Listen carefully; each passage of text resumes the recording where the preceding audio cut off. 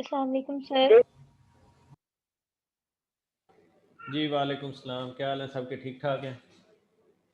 Sir अल्हम्दुलिल्लाह ठीक-ठाक। Sir आप कैसे हैं? वालेकुम। वालेकुम, मैं भी ठीक हूँ अल्हम्दुलिल्लाह। अच्छा जी, हम एसफिक्सिया में आगे उसकी मुख्तलिफ़ किस्में पढ़ रहे हैं। उसमें हमने जो कल एंड किया था वो हाइड बोन के फ्रैक्चर्स पे एंड किया था ना।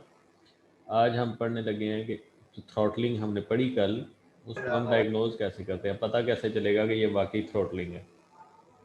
तो इसमें जी क्यूटेनियस, जो स्किन के नीचे क्यूटेनियस होती है, उसकी ब्रूजिंग और अब्रेजन होगी। ब्रूज और अब्रेजन क्या है ये हम आगे वैसे डिटेल से भी पढ़ेंगे। ब्रूज जो है यूजुअली वो ब्लंट इंजरी होती है। तो एक्सटेंसिव ब्रूजिंग विद और without rupture of the neck muscles, जिसमें जो नेक मसल्स हैं उनकी एक्सटेंसिव ब्रूजिंग होगी और हो सकता है कि उनकी रप्चर हो या ना हो। जिस तरह हैंगिंग में तो रप्चर डेफिनेटली होता है नेक मसल्स का, लेकिन थ्रॉटलिंग में हो सकता है हो और हो सकता है ना भी हो। एंगोर्जमेंट एट अबव द कंस्ट्रिक्शन, जहाँ पे गला दबाया गया है, जहाँ पे प्रेशर दिया गया है वहाँ से ऊपर एंगोर्जमेंट। 1 मिनट होल्ड कीजिएगा।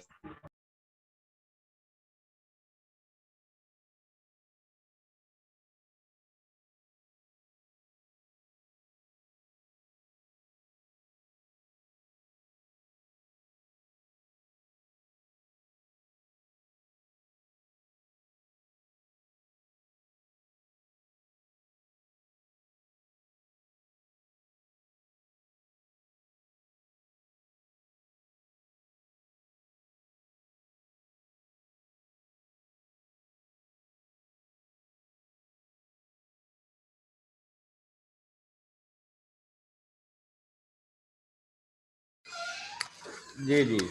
तो एंगोर्जमेंट अबव द कॉन्स्ट्रिक्शन, जहाँ पे कॉन्स्ट्रिक्ट हुआ है, जहाँ पे हाथों से दबाया गया है, उसके ऊपर वाली साइड पे वेसल्स की एंगोर्जमेंट होगी। एंगोर्जमेंट क्या है? आपने अगर कोई बुजुर्ग देखे हो तो उनकी लेग्स में देखा होगा कि जो वेन्स है वो ज़रा स्वोलन होती है, फुली हुई होती है ना, इस तरह की एंगोर्जमेंट हो जाएगी। लेकिन ये तो वो तो विद एज हुई है, लेकिन यहाँ पे ड्यू टू प्रेशर और कॉन्स्ट्रिक्शन होगी।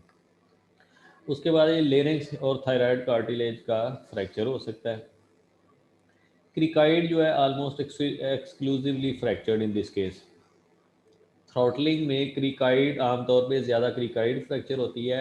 बाकी सारी जो रीजन थी, जो हैंगिंग वगैरह थी, उसमें हमने देखा कि किसी में हाइड बोन फ्रैक्चर हो रही है, किसी में थायराइड कार्टिलेज हो रहा थायराइड, यस। है। जी जी। तो जो क्रिकाइड है वो एक्सक्लूसिवली ज़्यादातर की बात है, 100% नहीं कि वो थ्रॉटलिंग में ही फ्रैक्चर होती है। ठीक है, साथ में एस्फिक्सिया के साइन हमें नजर आएंगे, तो ये सब समझिएगा कि ये जी थ्रॉटलिंग है। अब है जी चोकिंग। चोकिंग हमने कल भी थोड़ा सा इसका पढ़ा था कि obstruction with in air passage जो है उसको हम चोकिंग कहेंगे। इसमें क्या होता है कि एक्सीडेंटल इनहेलेशन ऑफ फूड हो जाती है when the victim is laughing crying. बहुत ज़्यादा खुशी और बहुत ज़्यादा गम हमेशा ही नुकसानदेह है। तो हो सकता है कि बंदा खाना खा रहा है और अचानक से उसको कोई ऐसी बात हुई है, सामने वाले ने किया, वो बहुत ज़्यादा हंसना शुरू हो गया है, तो फूड जो है वो इनहेल हो जाएगी, हमारी सांस की नाली में चली जाएगी, तो जिसकी वजह से चोकिंग हो सकती है। अच्छा जी। और ये भी हो सकता है कि अगर बंदा किसी ड्रग्स के अंडर है, उसको ड्रग्स दी गई हुई है, एनेस्थीसिया वगैरह है, तो उसकी वजह से भी हो सकता है कि जो वॉमिट कर रहा था बंदा वो भी थोड़ी बहुत इनहेल हो जाए, तो ये भी एक चोकिंग की वजह हो सकती है। कोई फूड का बोलस है, या कोई मीट है, या फिश है, या एक्सेट्रा, जो भी चीज़ हमारे उसमें चली जाएगी एयर पैसेज में, तो वो चोकिंग काज कर देगी। या जिस तरह बच्चे हैं ना, जो गोलियां होती हैं खेलने वाली, तो बाज़ का बच्चे वो खा लेते हैं, तो वो खाने का रास्ता जाए अलहदा बात है, लेकिन अगर इनहेल हो जाए तो फिर ज़्यादा डेंजरस चीज़ है। या कुछ डिजीज़ भी ऐसी हैं जिसमें ये काम हो सकता है, जिसमें डिफ्थेरिया है, एडिमा वगैरह है। ये चोकिंग में काज ऑफ डेथ क्या होगी? एस्फिक्सिया, क्योंकि सांस हमारा रुक गया, तो इसमें काज ऑफ डेथ क्या होगी जनाब? एस्फिक्सिया। या कोई इन्फेक्शन भी हो सकती है। फॉर एग्जांपल जैसे हमने पढ़ा कि अगर ये डिजीज़ हैं तो इनकी वजह से अगर इन्फेक्शन हो गई है तो फिर काज ऑफ डेथ को इन्फेक्शन हो सकती है। अदरवाइज यूजली जो इसकी काज ऑफ डेथ है वो एस्फिक्सिया है, लैक ऑफ ऑक्सीजन है। कैफे कोरोनरी, नाम से भी जाहिर है कि ये किसी कैफे के साथ रेलिवेंट है। इसमें क्या होता है कि infection of food in sensitive larynx causes sudden death due to cardiac arrest. पीछे हमने चोकिंग में पढ़ा कि फूड ही जाती है लेरिंग्स के अंदर, लेकिन काज ऑफ डेथ क्या था? एस्फिक्सिया था। कैफे कोरोनरी में फूड जाई गई लेरिंग्स के अंदर, लेकिन लेरिंग्स सेंसिटिव हो गया, एक्स्ट्रा सेंसिटिव हो गया, तो उसकी वजह से कार्डियक अरेस्ट हुआ। तो काज ऑफ डेथ क्या हुई? Cardiac arrest. इसमें क्या होता है कि बंदे जाते हैं कैफ़ेज़ में, यहाँ तो नहीं है, वेस्टर्न कंट्रीज़ में ज़्यादा है ये सिलसिला, कि वहाँ पे जाते हैं, हेल्दी लोग होते हैं लेकिन इंटॉक्सिकेटेड होते हैं। इंटॉक्सिकेटेड का क्या मतलब कि अल्कोहल ली हुई है, कोई ड्रग्स ली हुई है, ठीक है। तो वहाँ पे साथ में खाना खाए जा रहे हैं, पिए जा रहे हैं, कोई हिसाब किताब नहीं। तो अचानक से क्या होता है कि जो इंटॉक्सिकेटेड पर्सन है वो देखते हैं उसको, उसको देखा जाता है कि अचानक से वो ब्लू होता है, खांसी करता है बड़ी ज़्यादा, और गिरता है और मर जाता है इतनी सी देर में। तो होता क्या है जनाब कि ऑटोप्सी में देखा जाता है कि एक बड़ा सा फूड बोलस उसके रेस्पिरेटरी ट्रैक्ट में नज़र आता है कि ये फंसा था, एयर पैसेज की ऑब्स्ट्रक्शन हुई थी, लेकिन चोकिंग वाले साइंस एब्सेंट हैं। क्या मतलब हुआ कि चोकिंग में ये होता है कि जब कोई हमारे रेस्पिरेटरी पैसेज में चीज़ जाती है तो हमारी बॉडी इनवॉलंटरी तौर पे उसको बाहर निकालने की कोशिश करती है, गैग रिफ्लेक्स होता है, ठीक है। लेकिन कैफे कॉलोनी में क्योंकि बंदा जहाज बना हुआ है ऑलरेडी, उसने बहुत सारी जो इंटॉक्सिकेशन में है, ठीक है, तो इसकी वजह से उसमें उसमें गैग रिफ्लेक्स ही नहीं होगा, उसके रेस्पिरेटरी ट्रैक्ट में फूड गई या कोई भी चीज़ गई, वो उसको वापस ही नहीं निकालने की कोशिश करेगा। तो क्या होगा कि साइंस ऑफ चोकिंग एब्सेंट होंगे, गैग रिफ्लेक्स नहीं नज़र आएगा, और जो काज ऑफ डेथ इसमें यूजली, इसमें डेफिनेटली इसमें भी एनोक्सिया हुआ है, ऑक्सीजन की कमी हुई है, लेकिन जो इसमें कार्डियक अरेस्ट भी होगा। अच्छा जी, इसमें पोस्टमार्टम जो है उसमें अपेयरेंस में फॉरेन बॉडी जो है वो थिक म्यूकस में जो हमारे ट्रेकिया में नज़र आएगी, वही जो बोलस खाया था वो अंदर ही हमें नज़र आएगा, वो क्योंकि बाहर नहीं निकला। अच्छा जी, हिना आप बताओ कि कैफे कोरोनरी और चोकिंग में क्या फ़र्क है आपके ख्याल में?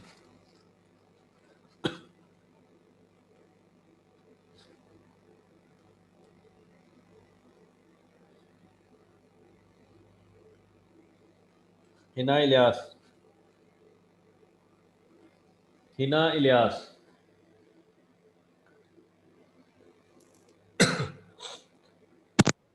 जी सर, बोल रही हूँ मैं। जी बोलें, मुझे नहीं आपकी आवाज़ आई ना, कि कैफे कोरोनरी और चोकिंग में क्या फ़र्क है? सर चोकिंग में जो काज ऑफ डेथ है वो एक फिक्स ही होती है, फिक्सिया और तो नहीं, दूसरे में एस्फिक्स। Cardiac arrest. अच्छा, क्या वजह है कि उसमें एस्फिक्सिया है, उसमें कार्डियक अरेस्ट है, हालांकि दोनों में जो है फूड वो फंस रही है एयरवे ट्रैक्ट में, तो दोनों में फ़र्क क्यों है? सर आई थिंक चोकिंग में वो हम मतलब बॉडी फूड बोलस को बाहर निकालने की कोशिश करती है, बट ठीक है, तलहा आप बताओ कि चोकिंग में बॉडी फूड बाहर निकालने की कोशिश करती है, कैफे कोरोनरी में क्यों नहीं करती?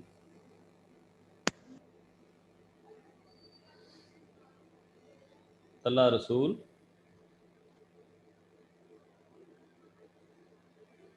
चोकिंग में बॉडी फूड को बाहर निकालने की कोशिश करती है जो एयरवे ट्रैक्ट में गया है, कैफे कोरोनरी में क्यों नहीं करती? आपके ख्याल में क्या वजह होगी?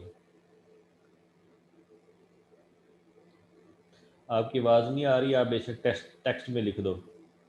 मशाल आप बताओ कि क्या वजह होगी कि कैफे कोरोनरी में फूड बाहर की तरफ क्यों नहीं एक्सपेल होती?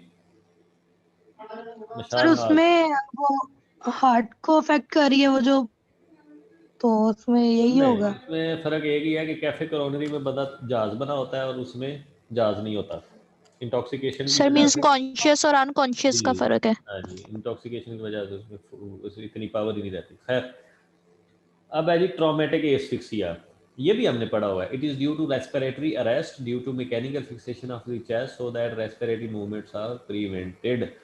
फॉर एग्जांपल स्टैम्पीड हमने पहले भी पढ़ा था कि चेस्ट के ऊपर कोई प्रेशर आ जाए तो जो रेस्पिरेटरी अरेस्ट हो जाएगा, हमारी चेस्ट मूव नहीं कर सकेगी, रेस्पिरेशन नहीं होगी, तो इसकी वजह से डेथ होगी, और इसको हम कहेंगे ट्रॉमेटिक एस्फिक्सिया।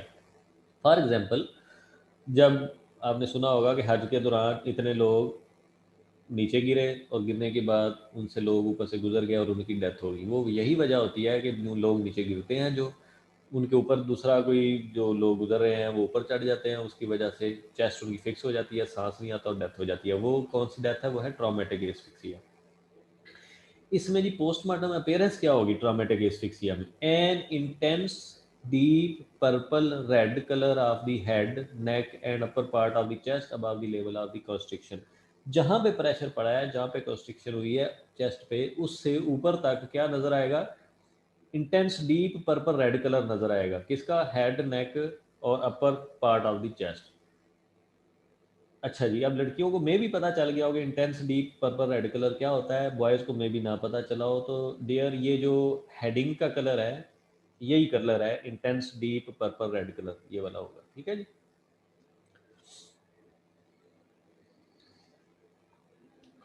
अब है जी सेक्सुअल एस्फिक्सिया। ये पार्शियल एस्फिक्सिया है, लेस देन टिपिकल एस्फिक्सिया आप इसको कह सकते हैं। इसमें सेरिब्रल डिस्टर्बेंस होती है सेक्सुअल प्लेयर को इनहेंस करने के लिए। इस पर भी हमने कल थोड़ी सी डिस्कशन की थी कि इसमें जो पॉलीथीन बैग वगैरह अपने ऊपर ले लेते हैं तो उसकी वजह से एस्फिक्सिया हो जाता है अपना उसको इनहेंस करने के लिए।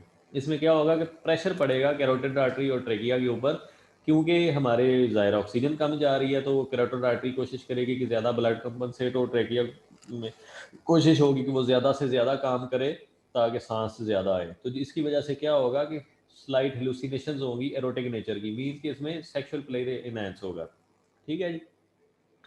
ये it can be associated with masochism and transvestism. ठीक है जी। अब मैजोकिज्म क्या है और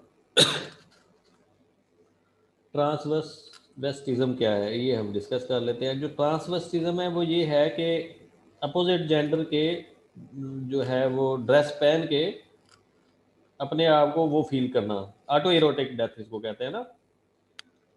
और दूसरा जो मेजोकिज्म है वो ये है कि अपने आप को पेन दे के प्लेयर फील करना। ये दो चीज़ें हैं, आमतौर पे ये भी उसमें शामिल होती हैं। It can be seen in young mails, आमतौर पे ये यंग मेल्स में होता है। तो अपने ही जो हाउस में या बेडरूम में वो मतलब उसकी लाश जो है वो मिलती है, तो उसमें होता क्या है जनाब कि लाइगेचर मिल सकता है, बाज़ का तो हो सकता है उसने नक जो नेक है उसमें लाइगेचर डाल के उसको अपने हाथ ही या पाँव के साथ बांधा हुआ हो ताकि थोड़ा सा कॉन्स्ट्रिक्शन हो जिसकी वजह से हाइपोक्सिया होगा। तो रनिंग नोज हो सकती है, ठीक है, लाइगेचर मिल सकता है, साथ में कोई मटेरियल इस तरह का मिल सकता है हिस्ट्री जिसकी वजह से हम समझ लेंगे आया कि ये इसकी कोशिश थी। अच्छा जी, इसमें क्या होगा कि जो डिस्प्लेसमेंट ऑफ ब्लड होगी फ्रॉम सुपीरियर वेना केवा। ठीक है, जो ब्लड है जो जिस जगह से उसने गुजरना था, जिन वेसल से गुजरना था, वो प्रेशर होगा तो कुछ और वेन्स में या वेसल्स में भी चला जाएगा और उसकी वजह से क्या होगा कि ब्लड की डिस्प्लेसमेंट होगी, असल जगह से हटेगा और कुछ जहाँ पे चाहिए था वहाँ पहुँचेगा और जहाँ पे नहीं चाहिए था वहाँ भी पहुँचेगा और एडिमा सा भी हो जाएगा। ठीक है जी। और साथ में हेमरेज होगा क्योंकि वेसल्स एंगॉर्ज हुई हैं, उन पर प्रेशर पड़ा है, एंगॉर्ज हुई हैं, एडिमा होगा और रप्चर भी होंगी वेसल्स हैं तो हेमरेज होगा। तो अगर पेशेंट बच जाता है, अगर बंदा बच जाता है, ठीक है, तो उसका कलर क्या होगा? पर्पल कलर का हमें नज़र आएगा जो कि तकरीबन 2 हफ्ते लेगा नॉर्मलाइज होने में।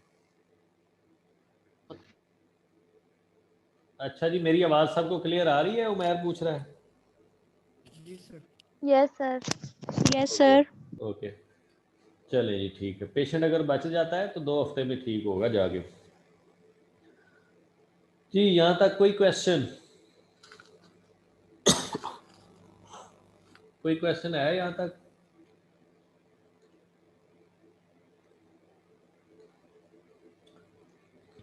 सर ये फिर वायलेंस डेथ में आएगा ना ये सब जो ये आपने वायलेंट कह भी सकते हैं और नहीं भी कह सकते क्योंकि ये सेल्फ इन्फ्लिक्टेड है, अपने आप पे ये किया गया है। ठीक है, सेल्फ इन्फ्लिक्टेड है ना, अपने आप को प्लेयर के लिए तकलीफ दी गई या जो भी किया गया, एस्फिक्सिया किया गया, तो ये सेल्फ इन्फ्लिक्टेड है, सेल्फ वायलेंस है। जी जो सर। एक्चुअल वायलेंस है वो नहीं कंसीडर होगी। अच्छा जी, ड्राउनिंग क्या है जनाब? It is a form of asphyxial death. Drowning में भी एस्फिक्सिया होता है क्योंकि लैक ऑफ ऑक्सीजन होती है, एंड पे एनोक्सिया होता है due to aspiration of fluid हम एस्पिरेट कर देते हैं जिसकी वजह से हम ऑक्सीजन इनहेल नहीं कर सकते। Into the air passage by submersion of the body into water और एनी फ्लूइड मीडियम, पानी या किसी भी फ्लूइड के मीडियम में जब बॉडी सबमर्ज हो जाती है तो एस्फिक्सिया हो जाता है क्योंकि हम एस्पिरेट नहीं कर सकते ऑक्सीजन। अच्छा, इसमें जी 2 तरह की चीज़ें हैं कि कंप्लीट सबमर्जन ऑफ बॉडी और हो सकता है कंप्लीट सबमर्जन ऑफ बॉडी ना भी हुई हो। आपने कई मूवीज़ में भी देखा होगा कि जब बंदे को पकड़ के उसका सर जो है सिर्फ पानी में डुबो देते हैं कि मुंह और नाक जो है उसका सिर्फ पानी में चला जाए। तो क्योंकि हमने इनहेल ही नोज़ और माउथ से करना है, तो अगर वो ही पानी में चला जाएगा तो उसके रिस्पॉन्स में क्या होगा कि हम जो है इनहेल नहीं कर सकेंगे, हम ऑक्सीजन नहीं एस्पायरेट कर सकेंगे, तो ड्राउनिंग होगी। वो ज़रूरी नहीं है कि कंप्लीट सबमर्जन हो के पूरी बॉडी पानी में जाए, अगर इतनी भी माउथ और नोज़ भी चला गया तो ड्राउनिंग हो सकती है। जो चुल्लू भर पानी में लेके मरने वाला तरीका है वो यही है कि चुल्लू भर पानी में लेके अगर मरना है तो मुंह और नाक में पानी डाल लें, तो उससे बंदा जो मर जाएगा वो भी ड्राउनिंग में आएगा। अच्छा जी, अब ड्राउनिंग दो तरह की है, टिपिकल और ए टिपिकल, जिस तरह से हमने हैंगिंग पढ़ी थी। टिपिकल डेफिनेटली कंप्लीट ड्राउनिंग है, और ए टिपिकल हो सकता है कि उसमें कुछ चीज़ें इनकम्प्लीट रह गई हों। टिपिकल ड्राउनिंग क्या है जी? Obstruction of air passage and lungs by inhalation of fluid and is known as wet drowning. Typical drowning में क्या है कि एयर पैसेज की ऑब्स्ट्रक्शन तो हुई है, वो तो ड्राउनिंग में होनी है, ठीक है। इसमें साथ में क्या हुआ है कि लंग्स तक फ्लूइड इनहेल हुआ है, और इसको हम कहेंगे वेट ड्राउनिंग। इसमें टिपिकल साइंस जो है ड्राउनिंग के वो हमें नजर आएंगे, डाई एटम्स भी नजर आएंगे जो ड्राउनिंग में नजर आते हैं, ठीक है जी। एटिपिकल ड्राउनिंग क्या है कि condition in which there is little और नो इनहेलेशन ऑफ वाटर और fluid in the air passage. इसमें क्या हुआ कि जो वाटर है हमारे नॉस्ट्रल्स में तो गया, लेकिन जो हमारा थ्रू आउट एयर पैसेज है अप टू लंग्स वहां तक नहीं पहुंचा, ठीक है। हमारे नॉस्ट्रल्स में गया, कुछ रास्ते में गया, लेकिन थ्रू आउट पैसेज और लंग्स तक नहीं पहुंचा। ये है एटिपिकल या इनकम्प्लीट ड्राउनिंग, ठीक है जी। इसको इसमें आगे दो तीन तरह की चीज़ें हैं, उसमें क्या है कि ड्राई ड्राउनिंग है, इमर्जन सिंड्रोम है, और सबमर्जन ऑफ अनकॉन्शियस है। ड्राई ड्राउनिंग ये भी थोड़ा सा नाम से जाहिर है, आगे हम इसको पढ़ लेते हैं। इमर्जन सिंड्रोम, इमर्ज होना किसी भी चीज़ में, और सबमर्जन ऑफ अनकॉन्शियस ये भी नज़र आ रहा है कि जो अनकॉन्शियस है वो शायद सबमर्ज हुआ हो उसमें, और सेकेंडरी ड्राउनिंग सिंड्रोम है, ये हम पढ़ लेते हैं जी। अच्छा जी, टिपिकल ड्राउनिंग में दो तरह की ड्राउनिंग है। टिपिकल या कंप्लीट ड्राउनिंग में दो तरह की ड्राउनिंग है।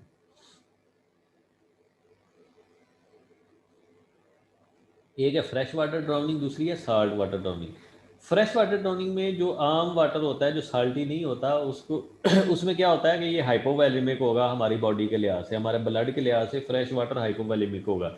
वाटर जो है वो एल्वियोलर मेम्ब्रेन तक पहुंच जाएगा, सर्कुलेशन में चला जाएगा, ब्लड के अंदर हाइपरवालेमिया हो जाएगा, ठीक है, और रेड सेल्स स्वेल कर जाएंगे और ऐसा ऐसा बर्स्ट हो जाएंगे। क्यों? क्योंकि जो वाटर है और जो जो हमारे रेड सेल्स हैं और जो हमारी सर्कुलेशन है, जो ब्लड है, उनकी कंसिस्टेंसी का डिफरेंस है। जो वाटर है वो हमारी बॉडी के अंदर जाएगा, ठीक है, सेल्स के अंदर जाएगा, आरबीसी बर्स्ट होंगे और पोटाशियम आरबीसी के अंदर से निकल आएगा, बॉडी जो है हाइपर वालेमिक में चली जाएगी, ठीक है जी। इसमें क्या होगा कि 2 से 3 मिनट में अगर फ्रेश वाटर में बंदा ड्राउन हुआ है तो 50% ब्लड की डाइल्यूशन हो चुकी होगी।